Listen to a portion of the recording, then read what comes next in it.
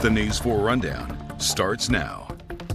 Welcome in, everybody. I'm Jim Adley. It's Wednesday, July 15th, and here's a look at some of the stories we're following for you tonight. Coming up, students will be headed back to the classroom before you know it, and Maryland officials want to help families spend less while back-to-school shopping happens. The effort's underway to offset rising prices. Plus, the World Cup is coming to a close, but the energy is not dying down. We'll take you live to Atlanta after another thrilling semifinal match. Plus, we'll also preview Sunday's championship game. Then a special honor for a local legend, how media icon Kathy Hughes is being recognized for her dedication to amplifying black voices. But we begin tonight with that dangerous heat hovering over our region this evening.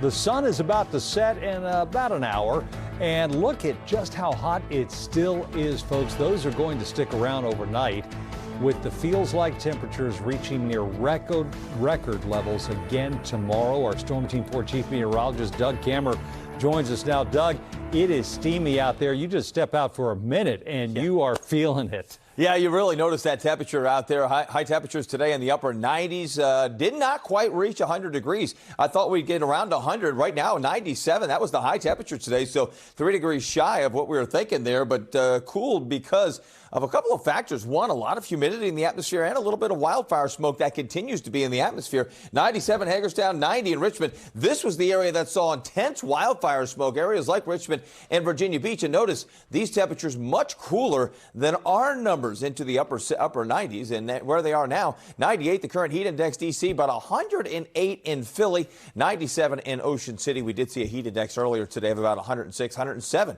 in the city. Right now, we're tracking some cloud cover trying to work its way through, also tracking that wildfire smoke. You look outside, you see it, and we're going to see another very orangey sunset tonight. The heat continues to build in across our area, and it will right on through the day tomorrow. It also, because of the ridge of high pressure going way up and then coming down in towards our region, that's also going to increase our chance for wildfire smoke tomorrow and Friday. You see it out there now, that white milky haze that we've had all day today. It's actually gotten a little worse this evening. A hot evening ahead, another hot one tomorrow. Wildfire smoke moves our way. We'll see an increase in that. It was tremendously thick today at parts of New York, up there towards Boston. And tomorrow it works our way into the day on Friday. And then severe storms threat, that comes on Saturday. We're going to be tracking your weekend for you as well. I've got the 10-day forecast coming up in a few minutes. All right, we'll look forward to it. See you then, Doug. Thanks.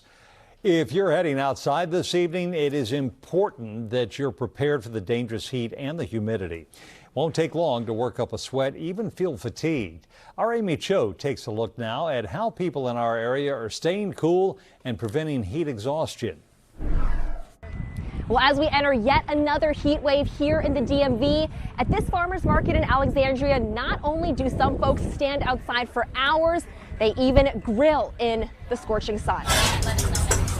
Well, next to the grill, it's a solid plus 20 degrees on top of what it is right now. But I mean, you know, it's not the worst day. There's a little bit of a breeze, so it could be stagnant. We asked the vendors to dish out their best advice for keeping cool. Look, I have my fan over here. The breeze is going on.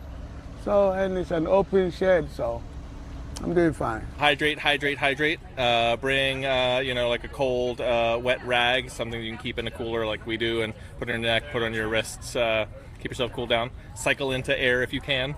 That AC will be essential over the next few days as we continue to deal with one of our hottest summers on record. Don't go outside. You're outside. Yeah, it's a rare occurrence. Today's air quality is currently moderate, but tomorrow will be unhealthy for sensitive groups. Metro says it may slow down trains on the above-ground tracks as a safety precaution because heat can cause the rails to warp. As folks look to beat the summer heat, some spent the day splashing in Silver Spring. Others went boating in the bay. But over on the National Mall, some weren't the biggest fans of the scorching sun. A little on the unbearable side. Just too hot. It's very hot and humid.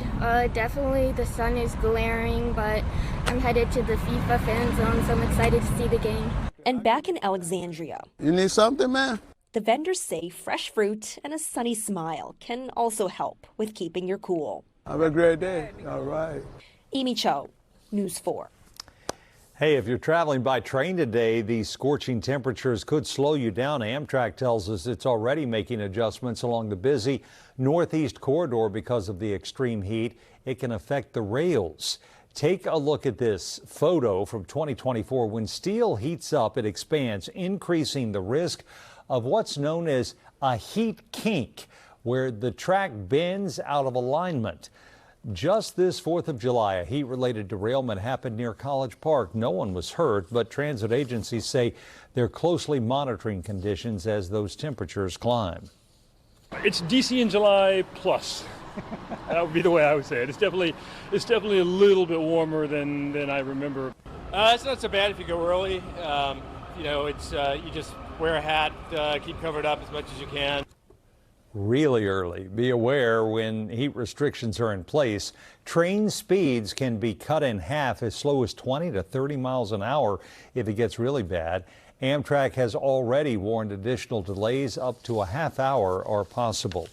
If you haven't already scanned the QR code on your screen to download the free NBC Washington app, you'll get access to things like weather alerts, the 10-day forecast, even our live newscasts. You can also search for NBC Washington in the App Store.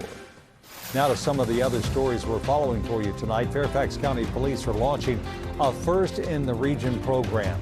They're going to be policing with AI. New body cameras will be equipped with AI that can translate conversations in 57 languages. Fairfax police are also using AI to assist 911 call takers, draft police reports, and deploy drones right to a crime scene. The Department of Defense confirms the National Guard will stay in D.C. through Inauguration Day 2029. It's a move D.C. Mayor Muriel Bowser has been fighting since it was announced. Local officials have maintained that the guards are unnecessary, bad for business, and that the Guard is not trained in law enforcement. D.C. council members sent a letter to the governors of Michigan and the Virgin Islands requesting they withdraw their troops they sent for July 4th. An Air Force helicopter has been removed from a northwest D.C. neighborhood and taken back to Joint Base Andrews after an emergency landing. That helicopter was on a training route when it had to land near the Georgetown Reservoir. This happened Monday night after the crew said strange noises and vibrations came from the helicopter. The 4 crew members on board weren't injured, and there was no damage to the aircraft or civilian property after the landing. If you're flying out of BWI Marshall Airport this summer, expect some changes. Starting a week from today, the airport's longest commercial runway will close for nearly 3 months after a major rehab project. Workers will repave the runway and install new LED lighting. The airport will remain open during construction with flights operating on their commercial runway. Both runways will temporarily close overnight beginning August 4th through October 7th. Some temporary relief is on the way for shoppers in Maryland to help offset rising prices. Today, the state's comptroller talked about the need to pass more legislation geared toward helping families with affordability. This comes as the state prepares for its annual tax-free week. It runs from August 9th through the 15th, the heat of back-to-school season. News 4's Dominic Moody spoke with shoppers today who say 1 week may not be enough. Everything seems to be going up just pretty dramatically. I think prices are just off the charts. Customers like Tanya and Mitch say as day-to-day prices have increased, so has the sticker shock. I have 2 little bags, $77. Now you tell me how I think the prices are. I bought a box of Cheez-Its. It used to be $6, now it was $8. Maryland's comptroller, Brooke Lehrman, says help is on the way for key back-to-school necessities, thanks to the upcoming tax-free week between August 9th and the 15th. This is an important way that we can ensure we are meeting Marylanders where they are, making it more affordable to live in the state. The savings that people make, they matter. They matter as costs rise and we navigate the impact. Tax-free items include clothing and footwear under $100, and the first $40 of a book bag purchase is also tax exempt. I'm just a family of 1. And I'm complaining about the prices and the cost. Betty says she doesn't have any kids, but understands how this could benefit families. The books, the uniforms, the shoes, it's just, we do need a break and we need it now. The state is launching a partnership with the Maryland Retailers Alliance for a social media competition to give shoppers a chance to win up to $1,000 during tax-free week. Designed to celebrate Maryland retailers while encouraging shoppers to share their tax week finds and savings. Shoppers can enter by posting a video of their Maryland tax-free week purchases or by sharing their best shopping and saving tips. Here's a couple more tips to keep in mind for the week. Set a spending limit. Combine deals during the week to save more, and be on the lookout for any last-minute deals during the week. In Prince George's County, Dominique Moody, News 4. Now, the contest is open to Maryland residents ages 18 and up. There will be a $1,000 prize, $500 prize, and $250 prize. The winners will be announced the day before tax-free week begins. Much more ahead on the News 4 Rundown, but first let's check back in with Doug and more on this scorching weather out there. And look where we go again tomorrow. Heat index is staying between 100 and 105 degrees. Will we see another heat advisory? Maybe not. We may stay just below the heat criteria, but again, another very hot day. Tracking that and wildfire smoke coming up in a minute. And with that extreme heat, we're taking a closer look tonight at the impact it's having on our power grids. What home and business owners should know as we continue to experience this heat wave. Stay with us.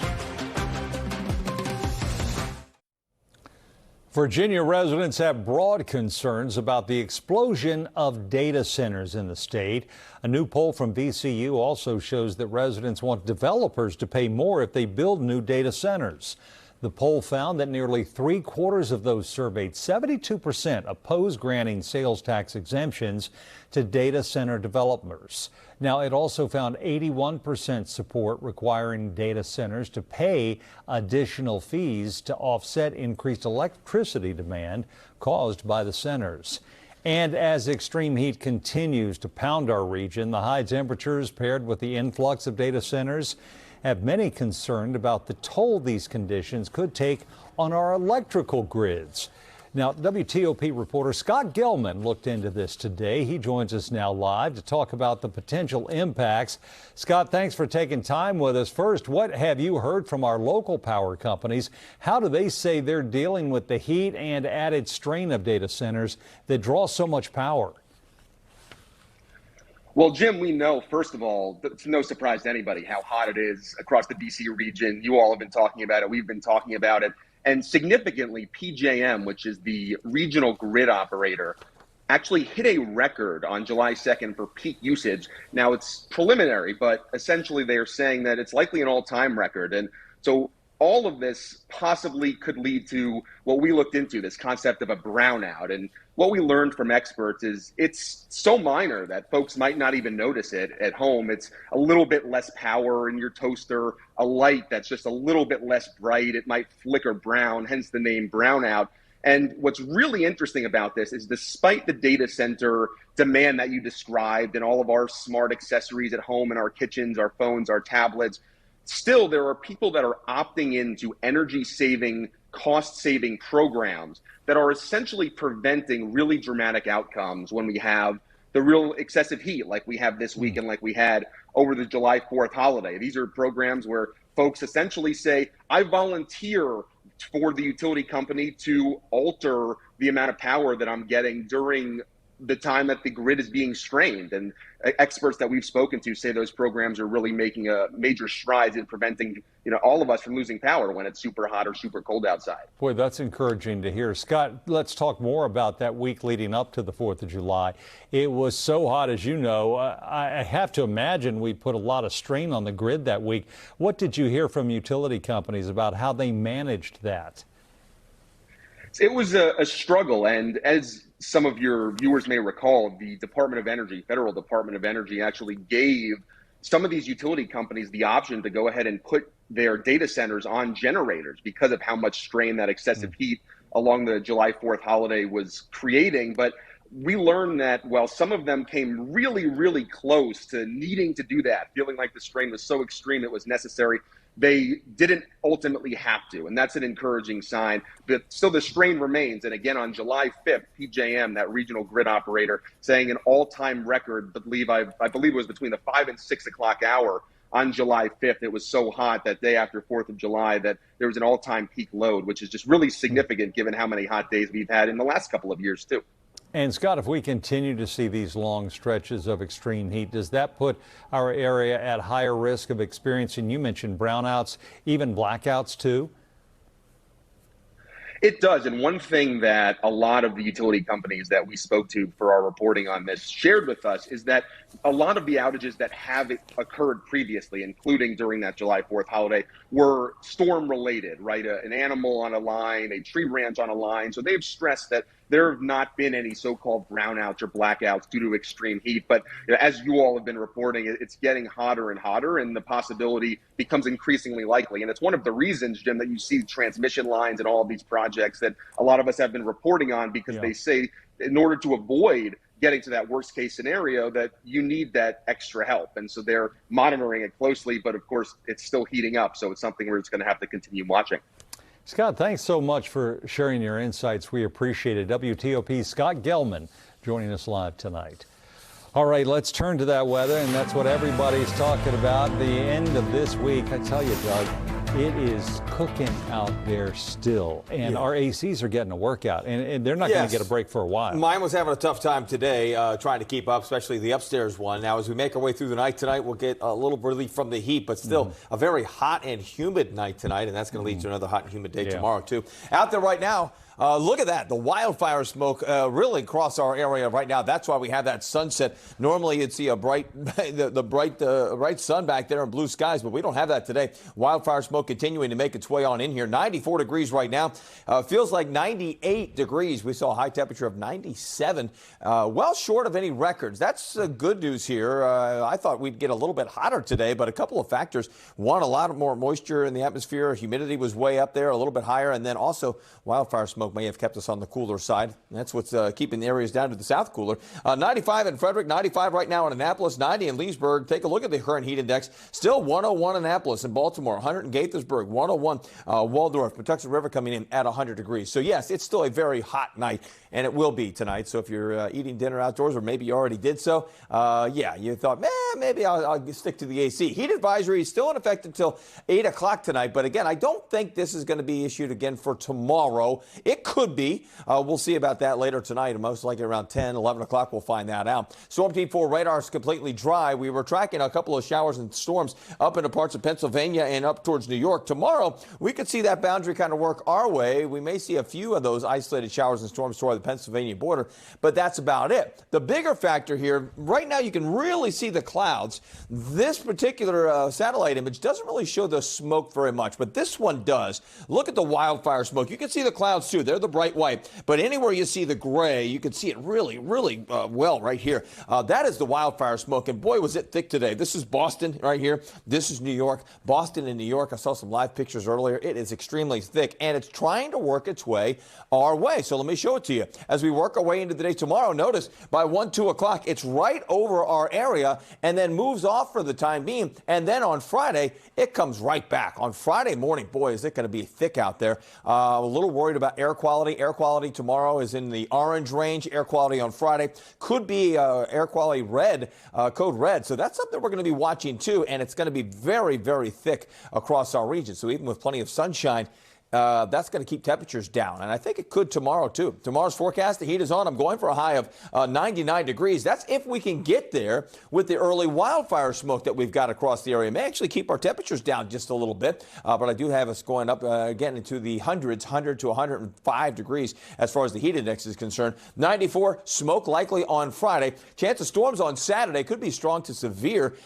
Sunday, less of a chance of storms, but we still have to have that, especially in our southern zones. And then as we make our way towards next week, another chance of storms coming up on Tuesday.